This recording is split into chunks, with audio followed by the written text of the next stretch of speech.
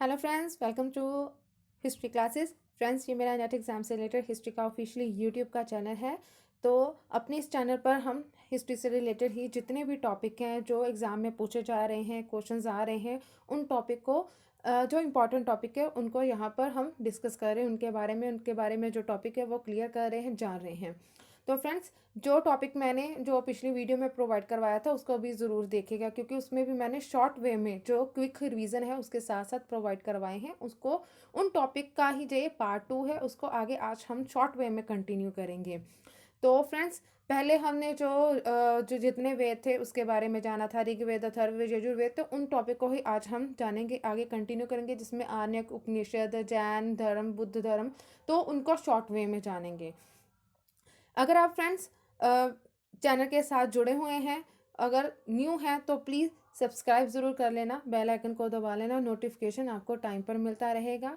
और अगर आप डिटेल वाइज प्रिपरेशन करना चाहते हो तो जो डिस्क्रिप्शन में नीचे लिंक मिलेगा आपको, वहाँ पर जाकर आप अनअकैडमी पर मुझे फॉलो कर सकते हो। वहाँ पर मेरी प्रोफाइल में जाकर देखिए, आपको फ्री कोर्सेज आपको मिल जाएंगे, फ्री ऑफ कॉस्ट है। हर कोर्सेज के अंदर भी मैंने बहुत सारे लेसन्स प्रोवाइड करवाए हैं, डिटेल वाइज कंसेप्ट दिए हुए हैं, साथ ही साथ एमसीक्यू सीरीज़ भी मिल जाएगी। बहुत सारे एमसीक्यू सीरीज़ हैं, उनकी भी डिटेल वाइज जो कंसेप्ट हैं वो भी दिए हैं, उनको भी साथ ही साथ क्लियर किया गया है।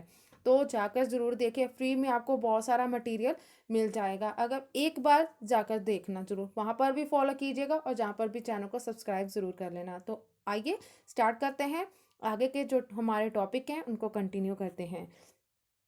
तो जैसे कि बताया गया है आरण्यक के बारे में, आरण्यक जो बताया गया है उसमें क्या है, ये एक ब्राह्मण ग्रंथों में प्रशिष्ट के रूप में पाए जाते हैं। और इनका जो लिखा गया था, इनकी जो रचना की गई थी, ये वन में हुई थी, इसलिए इनको आर्यक कहा गया है। ये कहलाए हैं, 7 प्रकार के होते हैं ये, जिसमें कि ऐत्रेय आ जाता है, तैत्रेय है, मध्यादीन है, सांख्यन, मैत्रायणी, तलवकार और बृहदारण्यक। तो ये 7 प्रकार के आर्णिक जिनकी रचना वन में की गई, उन्हीं से इनका नाम पाया है। आगे आ जाता है उपनिषद। उपनिषद जो है ये एक दर्शन स्रोत का जनक के रूप में माना गया है, क्योंकि जितना भी भारतीय दार्शनिक विचार हुए हैं उनको संग्रहित किया गया है, उनका एक संग्रह, ये प्राचीनतम संग्रह के रूप में मिल जाते हैं उपनिषद। इनकी संख्या 108 बताई गई है। और तत्वमसी जो है ये शांतोग्य उपनिषद में है। अश्वमेघ जो उसके बारे में जानकारी बृहदारण्यक उपनिषद में, कोपनिषद में मिल जाती है। यमनिचेतिका के बारे में जो जानकारी वे भी कठोप उपनिषद में। और सत्यमेव जयते जो लिया गया है ये मांडकोप उपनिषद से लिया गया है। इसी प्रकार ऐत्रेय ब्राह्मण में राजा की उत्पत्ति के सिद्धांत के बारे में भी जानकारी मिल जाती है, उसके बारे में भी बताया गया है। तो ये है आर्ण्यक और उपनिषद के बारे में। आगे हम जानेंगे वेदांग। वेदांग क्या है? तो वेदांग क्या होते हैं?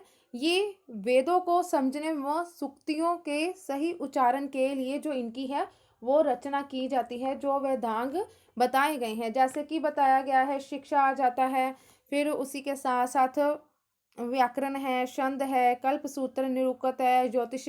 तो ये सभी चीज़ें जो आ जाती हैं, जो आर्ण्यक के बारे में जो हमें है सही प्रकार से जो जानकारी है वो सॉरी वेदों के बारे में, वेदांग के बारे में जो जानकारी है वो हमें इसमें मिल जाती है। तो जैसे कि शिक्षा के बारे में बताया गया है, तो शिक्षा क्या है, फिर व्याकरण क्या है, तो ये सब जो चीज़ें हैं हमें डिटेल में मिलती है। जैसे कि मुख से जो हम उच्चारण करते हैं ये व्याकरण का भाग है। कान, जैसे कि शब्दों को निरूपक जिसको कहते हैं। फिर नेत्र, ज्योतिष से रिलेट करते हैं। नासिका, शिक्षा, हाथ, कल्प, पैर और छंद, तो ये उनका ही भाग है। तो इसी प्रकार वेदों को अच्छी तरह से समझने के लिए ही इन 6 वेदांगों की रचना की गई है। आगे जो थोड़ा सा इनका भाग दिया गया है, जैसे कि वेद कितने दिए गए हैं, वेद आ जाते हैं, ऋग्वेद होते हैं, सामवेद, यजुर्वेद और अथर्ववेद, 4 प्रकार के। ब्राह्मण कितने हैं? ऐत्रेय, पंचाविश, शतपथ और गोपथ। इसी प्रकार आर्ण्यक, ऐत्रेय, छांदोग्य, बृहदारण्यक और उपनिषद, ऐत्रेय, छांदोग्य, बृहदारण्यक और मांडकू। और उपवेद कितने हैं? उपवेद में आ जाते हैं आयुर्वेद, गंधर्ववेद, धनुर्वेद और शिल्पवेद। तो ये पूरा उनका एक सार यहाँ पर बताया गया है। आगे हम जानेंगे ऋग्वैदिक काल के बारे में। तो ऋग्वैदिक काल के बारे में जैसे कि बताया गया है कि ऋग्वेद में सबसे पहले धर्म क्या था? धर्म बहुदेववाद के दर्शन होते थे। ऋग्वेद में हमें जो बहुदेववाद, जितने भी देवता हैं, बहुदेववाद के दर्शन होते थे, जिसमें उनकी उपासना भी होती थी, प्रार्थना की जाती थी, यज्ञ, गायत्री मंत्र, इनका उच्चारण किया जाता था। क्योंकि जो यज्ञ वगैरह भी होते थे, गायत्री मंत्र, उसके बारे में भी जानकारी हमें मिल जाती है। फिर जो शक्तियों का मानवीकरण, तो जैसे कि एक ईश्वरवाद पर यकीन, वो भी होता था, और शक्तियों का मानवीकरण, इसके बारे में भी मिल जाते हैं। जैसे कि कुछ जो अंश बताए गए हैं, जैसे कि इंद्र है, ये गाय खोजने वाले के रूप में आ जाता है, जो जैसे कि चिन्ह हो जाते हैं ना, चिन्ह के रूप में। जो शर्मा कुतिया, फिर ऋषभ जो है ये बैल के चिन्ह के रूप में, सूर्य अश्व के, और इनमें जो देवियों की जो संख्या है वो इतनी नहीं है, निगत्य है।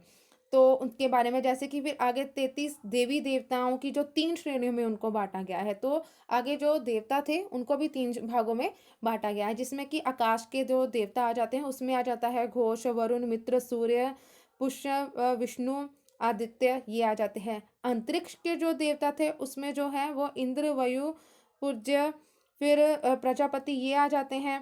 पृथ्वी के जो थे पृथ्वी, अग्नि, सोम, बृहस्पति, तो ये इसमें जो देवता 3 भागों में उनको बाँटा गया है, क्योंकि जो कह लो कि प्राकृतिक रूप में भी उन देवताओं की पूजा होती थी। 33 देवताओं को 3 भागों में बाँटा गया है। वरुण जो थे ये ऋष्य गोपा उनके रूप में थे। सोम जो थे ये पेय पदार्थ के देवता के रूप में थे।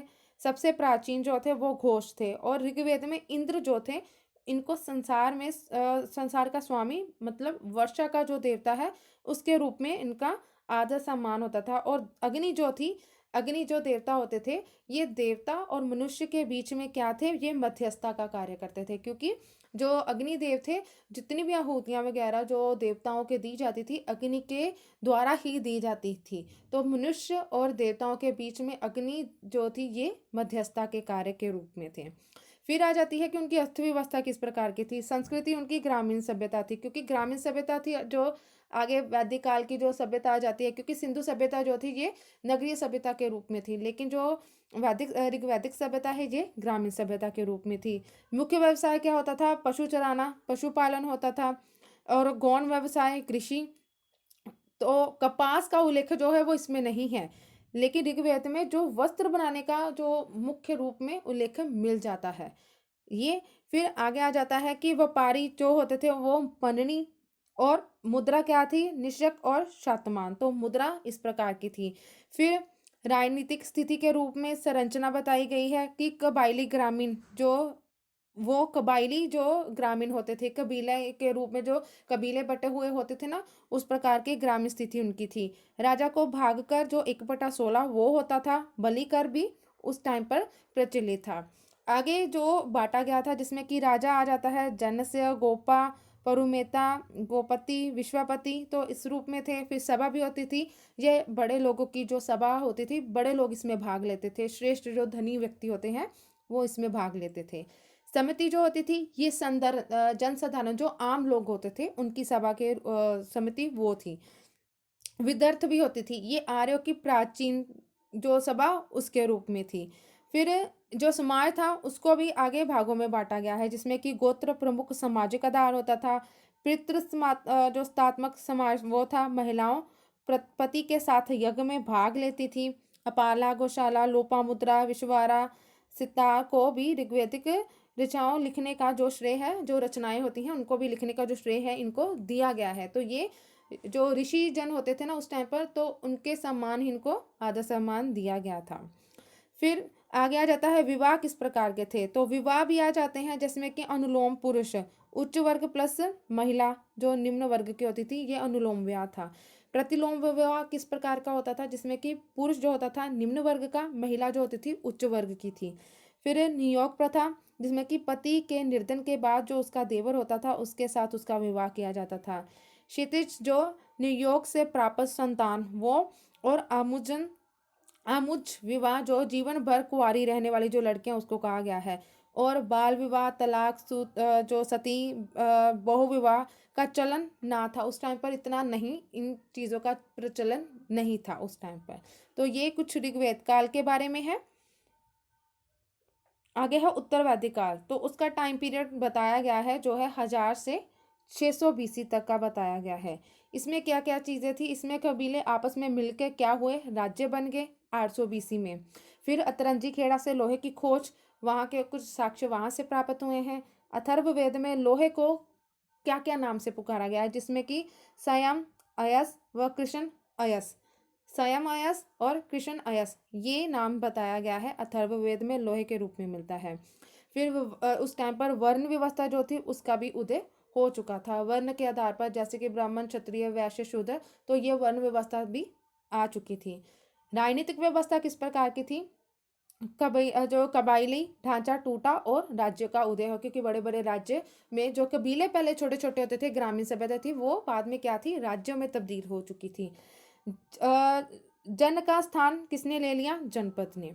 स्त्रियों की सदस्यता जो थी वो भी समाप्त कर दी गई, जैसे कि सभा समितियों में वो भाग लेती थी स्त्रियां, तो वो भी चीज़ समाप्त कर दी गई थी। राष्ट्रीय शब्द की उत्पत्ति हुई, जो राष्ट्रीय शब्द है वो राजा के उच्च अधिकारी रत्नी कहलाने लगे, और बलि के अलावा 2 नए कर भी आ चुके थे, भाग और शुल्क, ये नए कर जोड़ दिए गए थे। ये राजनीतिक व्यवस्था थी जो उत्तर वैदिक काल में स्थिति के बारे में जानकारी देती है। आगे आ जाता है सामाजिक व्यवस्था किस प्रकार की थी। सामाजिक व्यवस्था जैसे कि स्थायी जीवन आरंभ हो चुका था। वर्ण व्यवस्था जैसे कि जन्म पर आधारित जो 4 वर्ण थे, जिसमें कि ब्राह्मण, क्षत्रिय, वैश्य, शूद्र आ जाते हैं। ऐत्रेय ब्राह्मण में चारों वर्णों के कार्य का भी उल्लेख मिलता है कि जो वर्ण थे वो क्या क्या कार्य करते थे, तो उनके बारे में है। आश्रम आ जाते हैं जिसमें कि ब्रह्मचार्य, गृहस्थ, वानप्रस्थ और संन्यास, तो ये महाजनपद काल से इनको जोड़ा गया। तो संन्यास जो थे, आश्रम, 4 आश्रम ये भी बताए गए हैं। फिर 4 आश्रम का वो जो उल्लेख है ज्वालोपनिषद में मिल जाता है। बाल विवाह नहीं था, स्त्री शिक्षा ग्रहण कर सकती थी, उस टाइम पर स्त्री की शिक्षा पर जोर था, वो ग्रहण कर सकती थी। विधवा व नियोग प्रथा के साथ अंतर्राष्ट्रीय व अंतर्जातीय विवाह भी प्रचलन में थे। स्त्री की स्थिति में गिरावट आने लगी थी, क्योंकि उसकी सदस्यता भी समाप्त कर दी गई। स्त्री को बाद में इतना महत्व नहीं दिया जाने लगा था। आगे बताया गया है वैदिक काल। वैदिक काल के बारे में कुछ है, जिसमें कि हम पहले नदियों और जो शब्दावली है उसके बारे में जानते हैं। नदियां में पहले आ जाता है सदानीरा, क्योंकि जो पहले आधुनिक नाम और पहले के नाम हैं, जैसे कि सदानीरा गंडक, चतुर्द्री सतलज, परुष्णी रावी, विवस्ता झेलम, विपासा व्यास, आस्कनी चिनाब, कुमु कुरुम और दृष्टावती घग्गर, तो ये 7 प्रकार की जो नदियां हैं उसके बारे में है।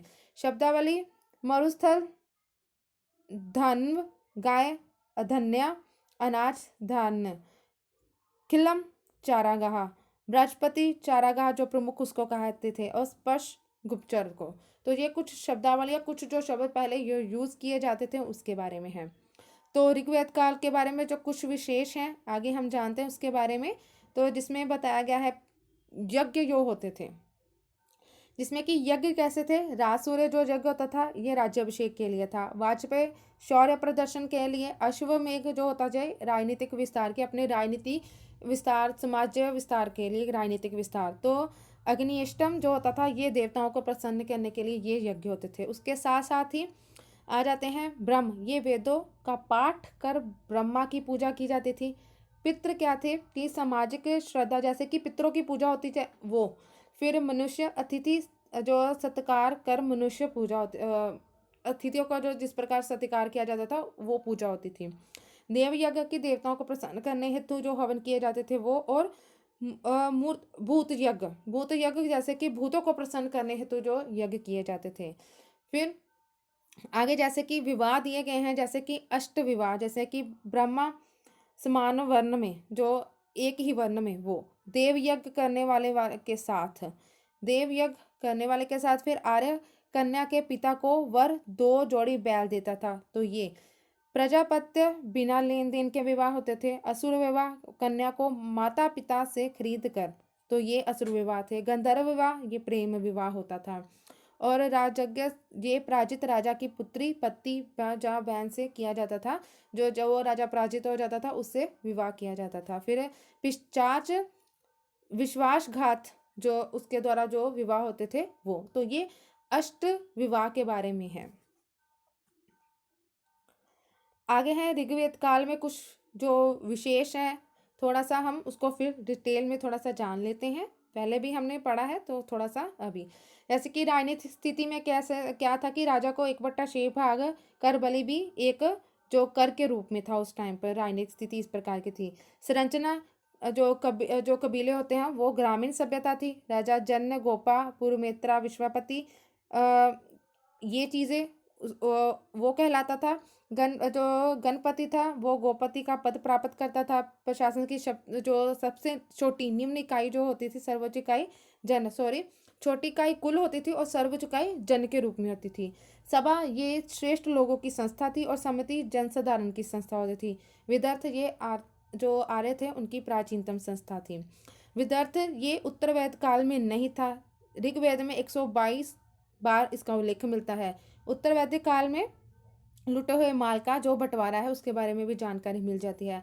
आगे जो क्षेत्र आ जाते हैं इसी से रिलेटेड क्षेत्र हैं, जिसमें कि सप्त सैंधव है, ब्रह्मावर्त है, ब्राह्म ऋषि है, आर्यावर्त, उत्तर शतपथ और दक्षिण शतपथ। तो ये उसके क्षेत्र जो है वो आ जाते हैं आगे।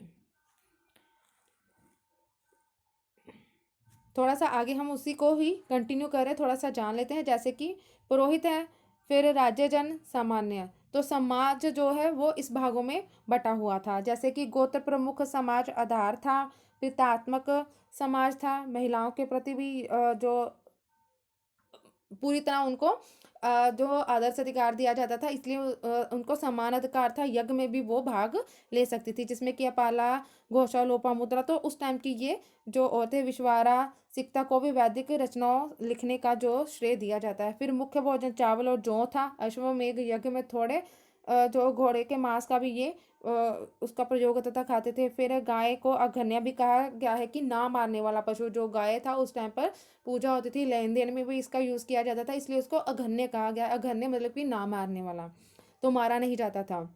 दास प्रथा थी। केवल घरेलू कार्यों में जो दास होते थे वो सिर्फ घरेलू कार्य जो घर के जो घरेलू कार्य होते थे वो ही करते थे। विवाह के बारे में भी हमने पहले जाना है। तो वो सभी जो विवाह है वो इस प्रकार बताए गए हैं, हमने पहले भी ये पढ़े हुए हैं। तो विवाह संस्था की भी स्थापना हुई थी, तो विवाह के बारे में भी जानकारी यहाँ पर दी गई है। आगे है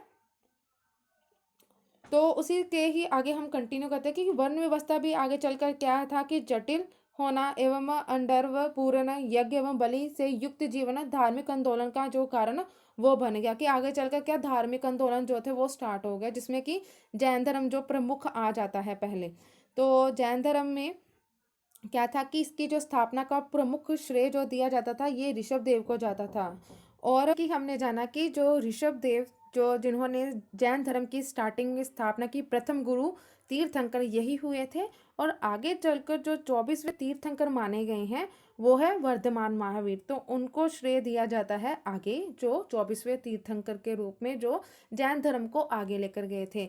24 तीर्थंकरों में से कुछ जो इम्पोर्टेंट हैं जिनके बारे में क्वेश्चंस ज़्यादा पूछे जाते हैं तो वो इस प्रकार आपके सामने हैं। जैसे कि उनके तीर्थंकर जो वो थे उनका चिन्ह क्या था, फिर जन्म स्थल कौन सा था, पिता कौन थे, माता कौन थी और निर्वाण कहाँ पर उनको प्राप्त हुआ था।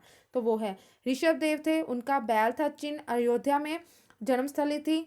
फिर नाभिराज जो उनके पिता थे, फिर मरुदेवी माता और अष्टपद, तो वहाँ पर उस भूमि में वहाँ पर उनको निर्वाण प्राप्त हुआ था। इसी प्रकार जो दूसरे थे अजीजनाथ थे, हाथी उनका चिन्ह था, अयोध्या जन्मस्थली थी। जित शत्रु उनके पिता, विजय सेना उनकी माता और सम्मेद शिखर जो निर्वाण प्राप्ति थी। तो इन आगे चलकर जो जितने भी चार हुए हैं उनका एक ही जो जन्म जहाँ पर उनका निर्वाण भूमि थी वो था सम्मेद शिखर।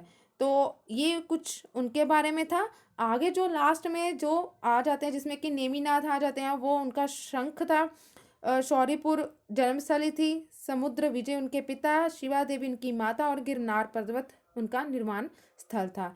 इसी प्रकार पार्श्वनाथ जो थे, चिन्ह सर्प था, बनारस जो था जन्मस्थली थी, अश्वसेन उनके पिता, वामा देवी उनकी माता और सम्मेद शिखर वहाँ पर निर्वाण प्राप्त हुआ। फिर महावीर आ जाते हैं, सिंह उनका जो था चिन्ह आ जाता है, कुंडलपुर उनका जन्मस्थल, सिद्धार्थ उनके पिता और माता जो थी त्रिशला थी और पावापुरी में उनको निर्वाण प्राप्ति हुई थी।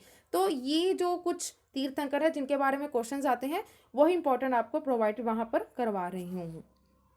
आगे हम पढ़ेंगे जैन धर्म के बारे में ही। तो जैन धर्म जो थे महावीर स्वामी उनके द्वारा स्टार्ट किया गया था। बचपन में उनका जो नाम था वो वर्धमान था। जन्म उनका 540 बीसी कुंडल ग्राम में हुआ था और उनके पिता जो थे ये सिद्धार्थ थे जो कि वज्जी संघ था उनके शासक के रूप में थे। माता त्रिशला थी जो चेटक की बहन। फिर यशोदा जो थी उनकी पत्नी थी। जमाली प्रियदर्शना उनकी पुत्री थी। जमाली उनके दामाद थे। ये प्रथम शिष्य भी थे उनके। फिर जैन संघ जो बनाया गया था उनके अध्यक्ष कौन थे? महावीर थे। आगे जो आ जाते हैं अध्यक्ष उसमें सुकुमारन, जम्बूस्वामी, केवलियान, तो ये थे। तो जैन संघ कहाँ पर था? पावापुरी में। उसकी जो संरचना है आगे हम उसमें आ जाते हैं। आचार्य आ जाते हैं, उपाध्याय आ जाते हैं, तीर्थंकर आ जाते हैं। तो पहले थोड़ा सा हम ऊपर जान लेते हैं कि ज्ञान प्राप्ति स्थल कौन सा था? जंबिक ग्राम था और ऋजुपालिका नदी के तट पर ही साल वृक्ष के नीचे इनको ज्ञान प्राप्ति हुई थी। दूसरा प्रथम उपदेश क्या था? वित्तुलांचल पर्वत पर इन्होंने प्रथम उपदेश दिया। निर्वाण जब इनको मल्ल प्रधान जो श्रुतिपाल के यहाँ पर हुआ था 468 बीसी में। फिर आगे जो संरचना थी जो उनका जैन संघ था जिसमें कि आचार्य जो होते थे ये सन्यासी समूह प्रधान थे। उपाध्याय धर्म के अध्यक्ष के रूप में थे। तीर्थंकर जो होते थे ये अवतार पुरुष जो वो थे।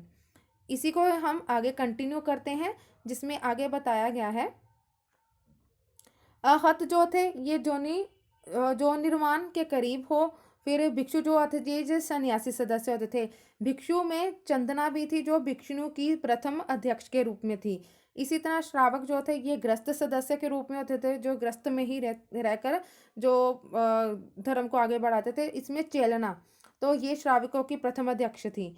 फिर इसके जो आगे के भाग आ जाते हैं श्वेतांबर प्रमुख ये स्थूलभद्र थे। दिवांकर प्रमुख कौन थे? भद्रबाहु। आगे इनका जो बताया गया है पंचमहाव्रत के बारे में है जिसमें कि 5 चीज़ों के बारे में जिसमें अहिंसा, शल्य, अस्त्य, अपिग्रह और ब्रह्मचार्य के बारे में है। इसी प्रकार दर्शन है जिसमें 3 चीज़ें हैं एकांतवाद, संयमवाद और अनिश्वर वरायता उसके बारे में। फिर त्रिरत्न आ जाते हैं जिसमें कि समक्य ज्ञान, समक्य दर्शन, समक्य चरित्र के बारे में है। तो ये चीज़ें हैं। आगे जैन साहित्य है तो जैन साहित्य जो है बताया गया है उसको आगम भी कहते हैं और भद्रुबाह के द्वारा कल्पसूत्र संस्कृति में लिखा गया है। फिर इसके भी कुछ भाग है जिसमें कि 12 अंग है, 12 उपांग है, 10 प्रकरण है, 6 छेद सूत्र और मनुसूत्र 4 है। तो 2 संगतियाँ हुई थी इनकी। एक संगति जो हुई थी वो प्रथम जो जैन संगति थी वो 300 बीसी में पाटलिपुत्र और स्थूलभद्र उसके अध्यक्ष थे और इसमें जैन धर्म 2 भागों में बांटा था। फिर द्वितीय संगति जो थी ये वल्लभी में हुई थी 512 बीसी में और देवी घन जो थे वो इसके अध्यक्ष के रूप में थे और बिखरे हुए जो ग्रंथ थे उनका संकलन यहाँ पर किया गया था। फिर आ जाता है जैन धर्म के जो जिन्होंने आश्रय दिया था जैन धर्म को। उसमें महापदम नंद, घनानंद, बिंबिसार, अजातशत्रु, उदयन, चंद्रगुप्त मौर्य, खारवेल, बिंदसार संप्राति, कुमारपाल, अमोघवर्ष, चंड प्रघोत। तो ये सभी जो आ जाते हैं जिन्होंने जैन धर्म को आश्रय दिया था, संरक्षण जिन्होंने प्रदान किया था जैन धर्म को वो। आगे हम जानेंगे बुद्ध धर्म के बारे में।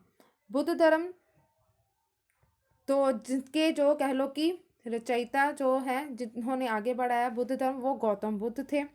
जन्म कब हुआ? 563 बीसी में लुम्बिनी में। कपिलवस्तु माता कौन थी? महामाया कोल्या वंश की राजकुमारी और जो इनका पालन पोषण वो गौतमी ने किया था। पिता सुशोधन थे और कपिलवस्तु के ये शासक थे। पत्नी कौन थी? यशोधरा और पुत्र राहुल थे। बुद्ध को विचलित करने वाला एक दृश्य जिसके कारण उन्होंने क्या किया? अपने घर को त्याग दिया जो क्या कहलाया? महानिष्क्रमण। वैशाली के अनार कलाम से मिले और उन्नत सेपत की जो क्रिया वहाँ से सीखी। फिर उपनिषदों से बहुविद्या। फिर राजगृह के पास रुद्रक्राम से उन्होंने योग की विद्या के बारे में जानकारी ली। उर्वेला में मोहना निरंजना के संगम पर 6 वर्ष की वहाँ पर उन्होंने तपस्या की। फिर जो चीज़ें प्रचलित हैं ज़्यादा 4 सत्य जो थे दुख समुदय, दुख निरोध, दुख निरोगामिनी। तो ये चीज़ें हैं। फिर अष्टांगिक मार्ग के समक्य दृष्टि, समक्य संकल्प, समक्य वाक्य, समक्य कमर्थ, आजीवक, व्यायाम, स्तुति, समाधि, तो ये अष्टांगिक मार्ग के बारे में है। बौद्ध संघ जो स्थापना गौतम बुद्ध के द्वारा सारनाथ में की गई थी। भिक्षु कौन थे? सन्यासी जीवन जो व्यतीत करते थे। उपासक जो ग्रस्त होकर भी धर्म के अनुयायी के रूप में थे। अधिकारी जो निर्वाण नावकामिक। खाद्य जो भंडारिक होते थे। क्राय कादिकरण और वस्त्रागार जो चीवर, तो ये कहलाते थे। ये पूरा गौतम बुद्ध के बारे में ये क्रक्स है जो मैं फ्रेंड्स आपको प्रोवाइड करवा रही इन शॉर्ट वे में कि आपको इजी हो जाए इन टॉपिक को याद करना। आगे उसी को ही हम आगे कंटिन्यू करेंगे। फिर उनको खीर खिलाकर उनका जो व्रत था वो तोड़ा गया था। जो उन्होंने तपस्या की थी, तो खीर खिलाकर एक उनका जो व्रत था वो तोड़ा गया। और 35 वर्ष की आयु में ही उनको निरंजना नदी के किनारे वैशाली विशाख पूर्णिमा की रात्रि को पीपल के वृक्ष के नीचे समाधि के 49वें दिन में सत्य व ज्ञान की वहां पर प्राप्ति हुई थी। ज्ञान प्राप्ति के बाद उर्वेला का यह क्षेत्र जो था वो बोध गया व सिद्धार्थ जो थे वो बुद्ध के रूप में कहलाए थे। तो बोध गया प्रचलित हो गया और उनका नाम जो था वो बुद्ध के रूप में वो प्रचलित हो गया। घटनाएं जो आधारित है जैसे कि गृह त्याग महानिष्क्रमण के रूप में, ज्ञान प्राप्ति, धर्म चक्र परिवर्तन, प्रथम उद्देश्य ये भी धर्म चक्र परिवर्तन, देवास महापरिनिर्वाण, प्रतीक जो आ जाते हैं जैसे कि जन्म कमल, गर्भ हाथी, यौवन सांड, गृह त्याग घोड़ा, प्रथम चक्र जो उपदेश था वो चक्र, ज्ञान बोधि वृक्ष के नीचे समाधि जो थी वो शेर, निर्वाण पद चिन्ह और मृत्यु स्तूप। तो ये कुछ जो चिन्ह आ जाते हैं जो उनके चिन्ह के रूप में प्रचलित हैं। आगे धर्म उपदेश कहाँ पर था? प्रथम उपदेश उन्होंने दिया था सारनाथ में। उर्वेला कश्यप गोत्र का शिष्य, राजगीर में बिंदुसार वेलुवन शिष्य के रूप में, कपिल वस्तु में बुद्ध परिवार शिष्य, वैशाली जो गौतमी त्रिवज्या संघ की जो प्रमुख के रूप में थी। फिर पावापुरी में अविसार से पीड़ित वो। फिर शिष्य जो आ जाते हैं नीचे जो जितने भी बताए गए ये उनके शिष्य के रूप में थे जैसे कि तपस्सु, कलिक, पंचवगृथ, ब्राह्मण, सारिपुत्र, मोगधगलयान, राहुल, नंद, उपाली, आनंद, नीवर, बिंबसार, चीवर, यहाँ पर चीवर है, बिंबसार, अजातशत्रु, प्रसेनजित और महाकश्यप। तो ये सभी जो हैं ये बुद्ध के शिष्य के रूप में आ जाते हैं। तो ये एक ओवरव्यू है। आगे हम जानेंगे जो संगतियां हुई थी बुद्ध की शिष्य और विद्वान के रूप में। तो जैसे कि बौद्ध संगतियां जो थी ये प्रथम बौद्ध संगति हुई थी 484 बीसी में अजातशत्रु के जो उस टाइम पर उस राजगृह में। फिर द्वितीय जो थी 383 बीसी में कालाशोक थे उस टाइम पर और वैशाली में हुई थी। तृतीय जो थी 250 बीसी में अशोक के टाइम पीरियड में और पाटलिपुत्र में हुई थी। चतुर्थ जो थी 98 बीसी में कनिष्क के काल में और कश्मीर में हुई थी। फिर शिष्य जो कौन कौन से थे उनकी गौतमा जो शिष्या थी गौतमी, यशोधरा, नदी, आम्रपाली, विशाखा, श्रमा और मल्लिका। विद्वान अश्वघोष, नागार्जुन, वसुबत और बुद्ध घोष। तो ये विद्वान और जो उनकी शिष्या थी वो। आगे आ जाता है साहित्य और संरक्षक। तो साहित्य कौन से थे? सूत्र पिटक, विनय पिटक, सूत्र पिटक, विनय पिटक, अभिधान पिटक। और संरक्षक बिंबसार, प्रसेनजित, उदयन, चंड प्रघोत, कनिष्क, अश्वेक और हर्षवर्धन। तो इन्होंने संरक्षक दिया था बौद्ध धर्म को। तो ये पूरा हमने फ्रेंड्स बौद्ध धर्म और जैन धर्म के बारे में एक एक चीज़ें मैंने यहाँ पर आपको एक इन शॉर्ट वे क्रक्स के रूप में बता दी है। तो होपफुली कि आपको यहाँ पर इजी हो जाएगा सभी चीज़ों को लर्न करना। तो फ्रेंड्स यही थे आज के जितने भी मैंने टॉपिक यहाँ पर आपको प्रोवाइड करवाए हैं। होपफुली आपकी जो प्रिपरेशन है बहुत ही अच्छी तरह से होगी। तो आगे भी हम ऐसे ही जो टॉपिक हैं इन शॉर्ट वे में आपके लिए लेकर आऊँगी और ऐसे ही देखते रहिए, प्रिपरेशन करते रहिए और फ्रेंड के साथ शेयर करना मत भूलिएगा।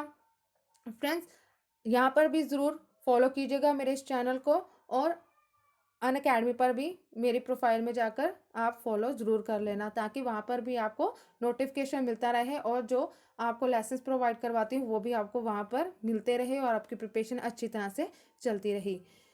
और फ्रेंड्स, वीडियो देखने के लिए आप सभी का थैंक यू।